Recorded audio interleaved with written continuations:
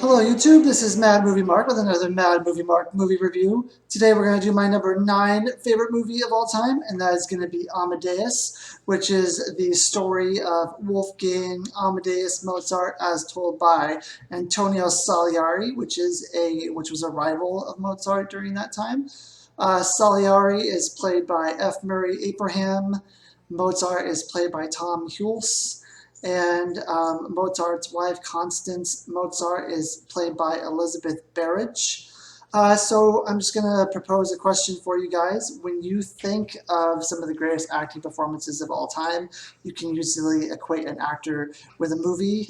So you would have like Marlon Brando in The Godfather, or On the Waterfront, or basically anything he ever did. You could say when you think of Dog Day Afternoon, you think of Al Pacino. If you think of All About Eve, you usually think of Bette Davis. If you think about It's a Wonderful Life, you would say James Stewart, or Harvey would be James Stewart. Mr. Smith Goes to Washington, you'd think of James Stewart. Raging Bull, you would think of Robert De Niro. There Will Be Blood, you would think of Daniel Day-Lewis. Jodie Foster in Silence of the Lambs. Or even Kathy Bates, if you're a horror movie fan, who is in Misery. So you can just think of the movie and equate an actor with it because they're some of the greatest performances of all time.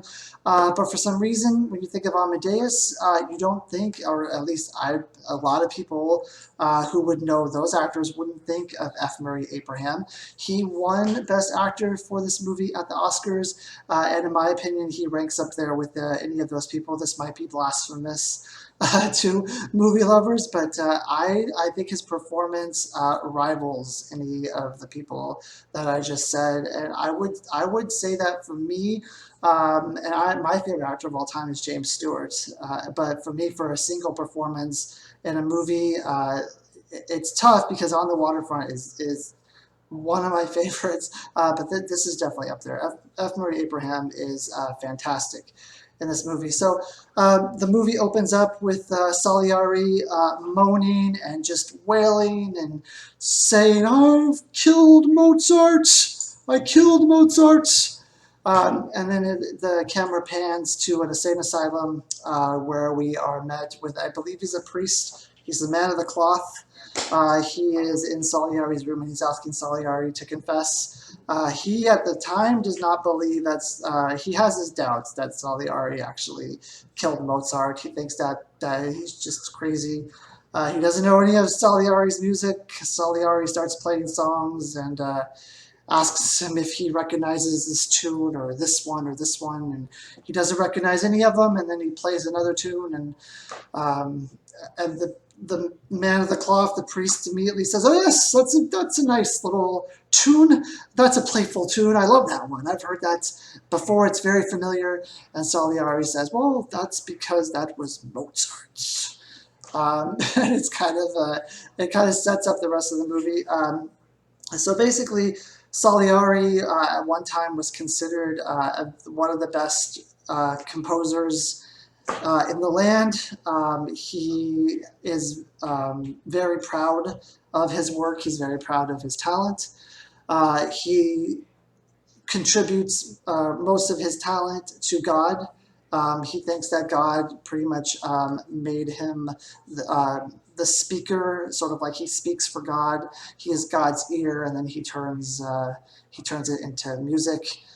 So he devotes his life to religion. He devotes his life to being pious. He devotes his life to being a good person. He gives back to the community. He lives life basically like a really staunch religious person would live life. So he doesn't have a lot of fun like a lot of people would.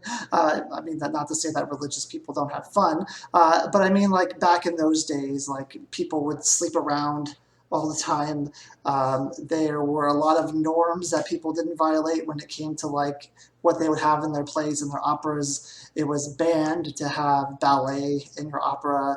It was banned to have any mention of the story Figaro in an opera. So he followed all these to a T. He did exactly what he was supposed to when he was supposed to, and he made a very good living, and he was a very good composer at the time. He knew he was older than Mozart. He said that when he was in his younger years, before he became a teenager, he heard of Mozart. Mozart was a virtuoso on the piano, virtuoso. He wrote his own operas when he was like 12 years old, when he was very young. So Salieri knew of him, but he had never met him.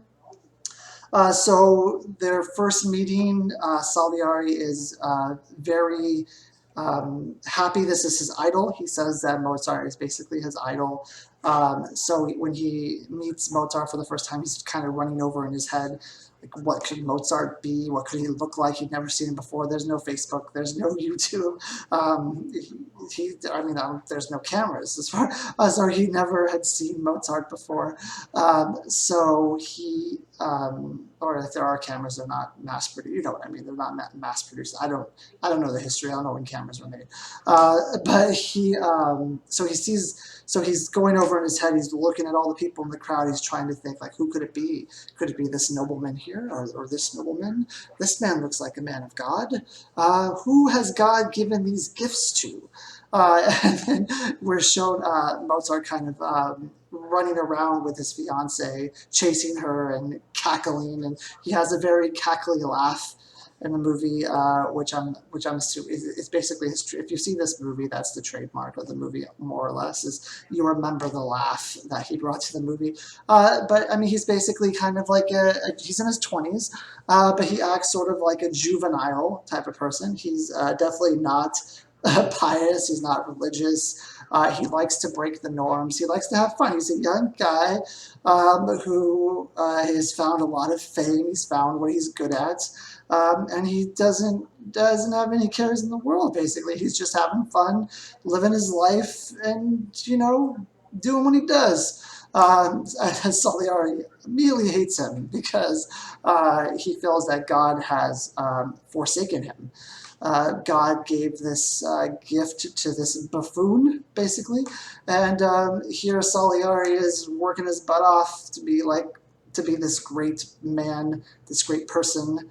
And here, what Salieri believes is a buffoon has been given these gifts, and he starts questioning his religion. He starts questioning what he's done in life, and he really has a lot of animosity towards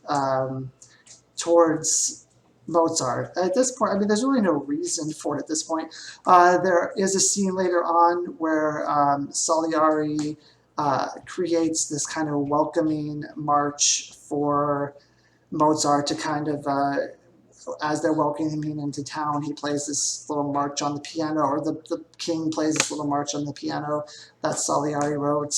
And then Mozart, who apparently has perfect pitch, listens to the song and automatically remembers it and knows it, and he asks if he can play it, and he jumps on the piano, and he knows Salieri wrote it, and he starts saying, that note didn't sound right, did it? Well, what about this? What about this? He basically improves the song that he just heard, which infuriates Salieri even more, and Salieri decides that he's going to basically he's going to denounce his faith in God because all this work that he's done has been for nothing. He's not the chosen one as he thought he was. He still believes he's the chosen one. He just believes that God has kind of chosen incorrectly with who he's given these talents to. So he basically makes it his mission in life to just make Mozart's life a living hell, and to just do whatever he can to make sure Mozart does not succeed in life, make sure that Mozart, and to be fair, Mozart also does this to himself. He spends money like crazy, so any money he makes, he just spends. But he's young. Young people do this, but he has no control, basically. Like some people, when they spend, eventually they realize, maybe I should stop at some point. I don't have any money at all. But he just assumes that he has this talent. He will make up the money. He'll just write and work and work and work forever, and he'll be able to afford this lifestyle that he's given himself. I honestly don't know what he spends his money on throughout the movie. They just talk about how he makes a lot of money with what he does and that he spends it, but I never really know. You never see what he spends it on. You just assume that it's true because he basically lives in poverty.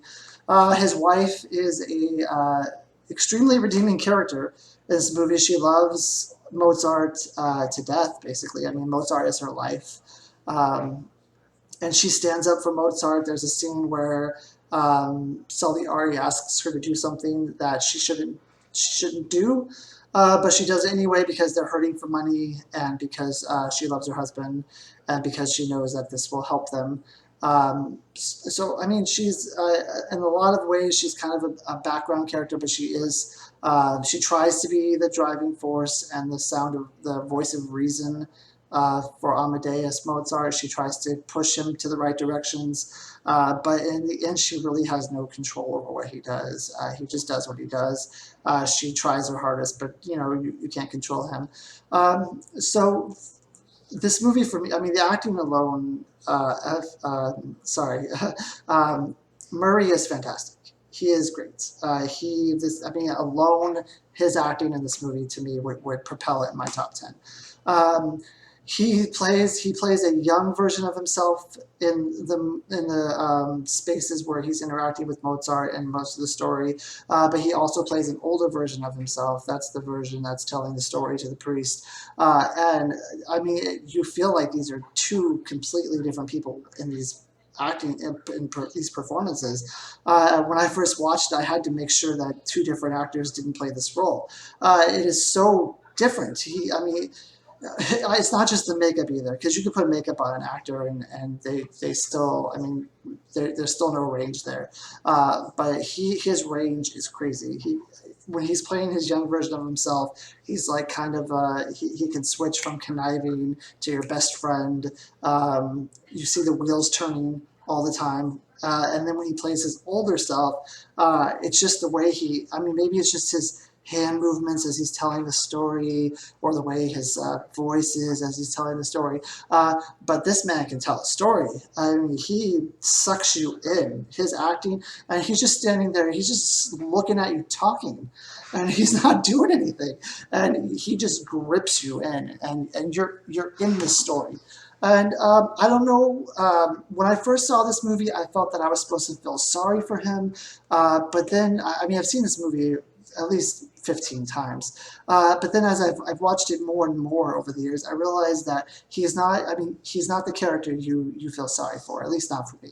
Mozart is definitely the character that you feel sorry for, because besides the fact that Mozart is kind of annoying to him, and he's not what you would normally see as a great composer. He doesn't fit the mold of a composer. Mozart really doesn't do anything to garnish all of this anger and animosity and frustration that Salieri feels.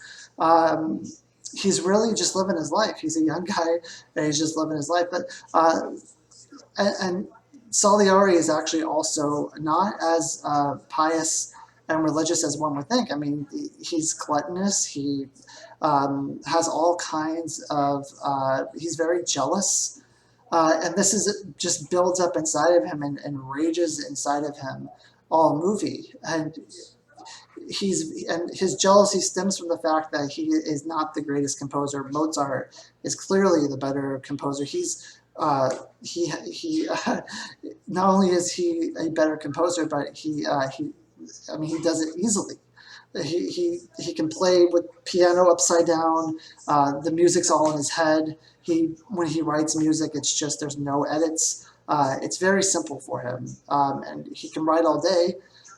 Because he's a virtuoso and he's the best, and you shouldn't be punished because you're the best at something.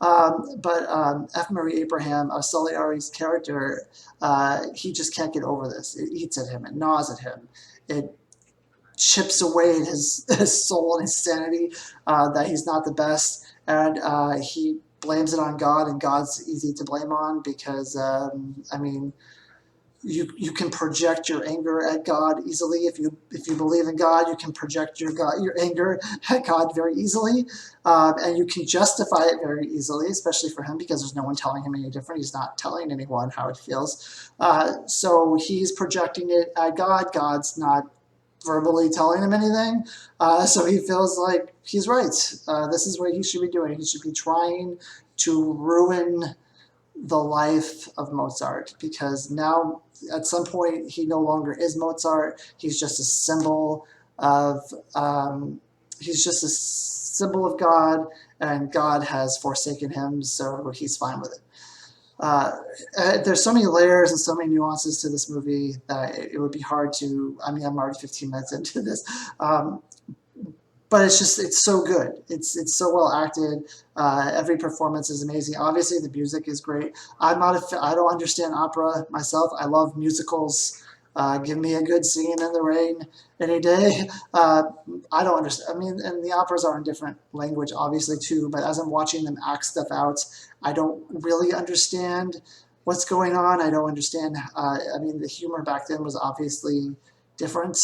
Maybe there's a lot of inside jokes that are going on, or about Italy or Venice, but I don't understand it. But it doesn't matter, because pretty much what they're doing on stage, except for there's like a funeral opera that they do. But besides that, everything else on stage is kind of goofy, and it's fine. Um, but if you're gonna, I'm assuming a lot. I watched this movie when I first watched it. It was for a music class. I'm assuming some people will watch this for a music class. I watched it in junior high. Maybe they don't show it anymore. I don't know. But it's fantastic. It is well acted. The writing is spot on. And it must be good for me because it's in my top 10, number 9. But I definitely recommend this movie, and especially because it took me a couple viewings before I realized that Salieri is not only is he not justified in what he does, he believes he's justified, but that Mozart really didn't do anything. So that's that. I give Amadeus a 9 point. I give Amadeus a 10. Now I realize it's not number 9 on my list, but like I said before, my list doesn't necessarily mean that I think that all of these are the best movies ever made. So even though this gets a 10, something else later or higher in the list might get a 9 or 9.5. Most of them won't fall under 9, I'm sure. But I think that this is a perfect movie. And it's just, for me, this is the kind of movie I want to watch. It makes me think. It gives me a lot of different feelings. Feel of anger. I laugh at certain points in it. It can be funny. It's just all around fantastic. So that's number 9 on my list. Next week, or not next week, probably next week, I will be doing my number 8 movie of all time, and that is going to be Memento. So if you're in the mood for a mind-bending movie, I hope you watch. Thank you. Have a good day.